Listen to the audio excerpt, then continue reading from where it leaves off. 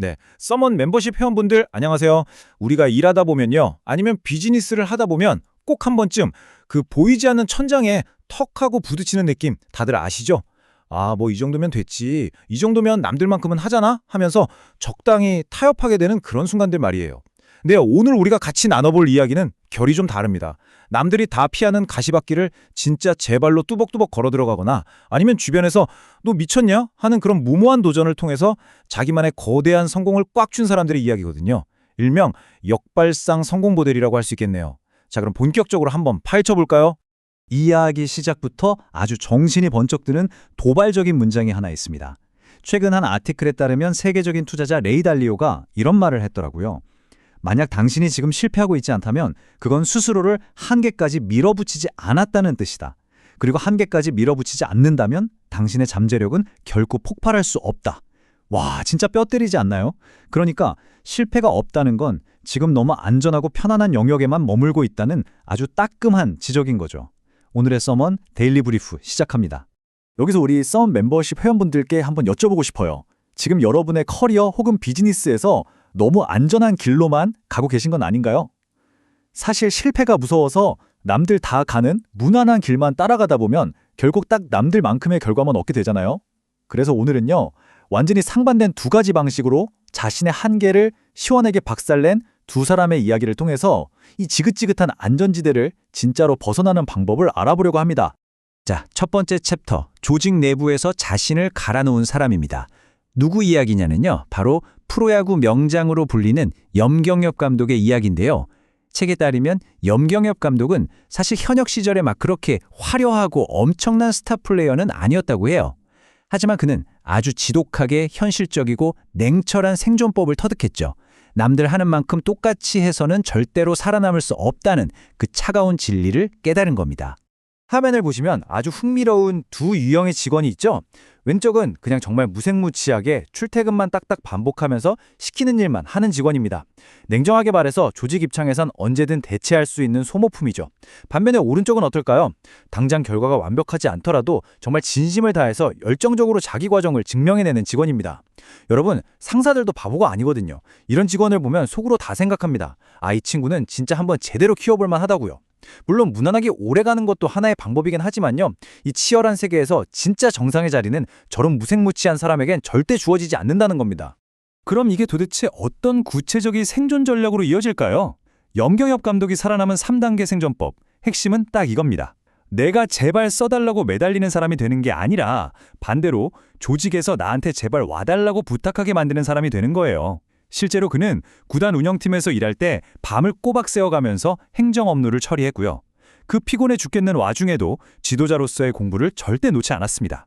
야구선수 출신인데 행정에, 운영에, 심지어 지도자 능력까지 다 갖춘 거죠. 한마디로 그 누구도 대체할 수 없는 인력이 되기 위해서 스스로를 그냥 극한으로 밀어붙인 겁니다. 화면에 있는 이 질문들, 이게 바로 염경엽 감독이 매일 밤 스스로에게 던졌던 진짜 날카로운 질문들이에요. 어떻게 하면 나만의 특별함을 만들 수 있을까? 어떻게 하면 내가 이 조직에서 절대 없어서는 안 될, 꼭 필요한 사람이 될 수 있을까? 사실 우리가 타고난 선재가 아니라면요, 결국 남들이 안 가는 길을 가고 남들이 귀찮아서 안 하는 고민을 해야만 특별해질 수 있잖아요. 이렇게 자기 자신을 뼈를 깍듯 갈아넣는 과정 속에서 명확한 목표와 계획을 세우는 것, 이게 바로 한계를 돌파하는 첫 번째 모델입니다. 자, 이제 두 번째 챕터, 대담한 도박사로 넘어가 보겠습니다. 분위기를 좀 바꿔볼까요? 이번엔 진짜 기가 막힌 반전을 가진 분이에요. 바로 대담한 도박사, 케빈 켈리의 이야기인데요. 마이클 톰슨의 책에 따르면 이 케빈 켈리라는 사람은 앞서 본 염경엽 감독이랑 완전히 결이 다릅니다. 조직 내부가 아니라 외부적인 연결을 통해서 자신의 한계를 와장창 부숴버린 사람이거든요. 논리? 이성적인 판단? 에이, 이분 사전에는 그런 단어가 아예 없었던 것 같아요. 이분의 그 기가 막힌 인생 타임라인을 한번 따라가 볼게요. 진짜 한편의 코미디가 따로 없습니다. 28살의 케빈은요, 당장 먹여 살려야 할 가족도 있었고 학자금 대출 때문에 빚더미에 앉아 있었고 심지어 창업한 회사는 파산하기 직전이었습니다. 자, 우리가 논리적으로 생각하면 이런 상황에선 어떻게 해야 할까요?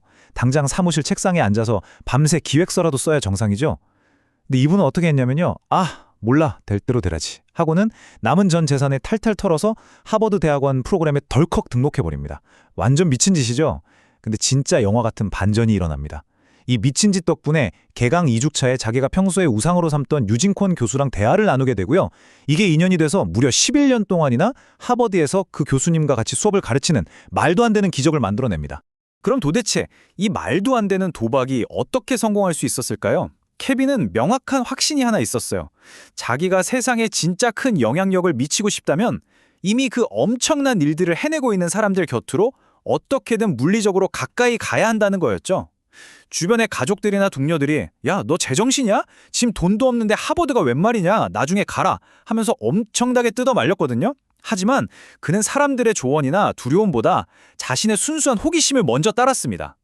그 극단적인 재정적 위험을 자기 인생을 완전히 뒤바꿔줄 네트워크로 그냥 치환해버린 거예요. 그럼 케빈한테 하버드 등록금이 유일한 무기였느냐? 아닙니다. 진짜 무기는 따로 있었어요. 케빈이 고등학교 때부터 우상들에게 무작정 보냈다는 손편지의 한 구절을 띄워드렸는데요. 저는 새로운 것을 배울 때 늘 최고를 찾습니다. 그리고 제 눈에는 당신이 이 분야의 최고였습니다. 어떠세요? 답장을 받을 확률이 한 5%밖에 안 됐는데도 그는 이 습관을 멈추지 않았다고요. 이 단순하지만 진심이 꾹꾹 담긴 이메일 하나로 그는 책의 저자인 마이클 톰슨과도 연결됐습니다. 운이라는 건 가만히 있는다고 하늘에서 뚝 떨어지는 게 아니라 내가 먼저 다가가서 머리부터 들이밀어야 찾아온다는 걸 온몸으로 증명한 셈이죠. 조직 안에서 진짜 입국 다물고 묵묵히 자신을 갈아 넣어서 대체 불가능한 존재가 됐던 염경엽 감독, 그리고 빚더미에 앉아서도 자기 영웅을 만나겠다고 미친 도박을 감행했던 케빈 켈리. 겉으로 보면 진짜 180도 다른 길을 걸은 것 같잖아요? 하지만 사실 이 두 사람의 본질은 완벽하게 똑같습니다. 바로 자신이 처해 있던 그 안전하고도 답답한 현재 상황, 즉 자기 자신의 한계를 스스로 깨부셨다는 점이죠. 염경엽 감독처럼 스스로 자신을 갈아넣든 아니면 케빈 켈리처럼 자신이 우상으로 삼는 사람들과 연결되든 아니면 글쓰기를 통해 자신만의 통찰을 만들어내서 사람들에게 전달하든 어떤 일을 하든 스스로의 한계에 부딪히고 극복하는 과정을 거쳐야 사람은 성장한다고 하는데요. 그리고 어쩌면 이런 태도는 AI에 의존하는 사람이 많을수록 오히려 더 귀해질 재능이 아닐까 싶기도 합니다. 늘 감사합니다.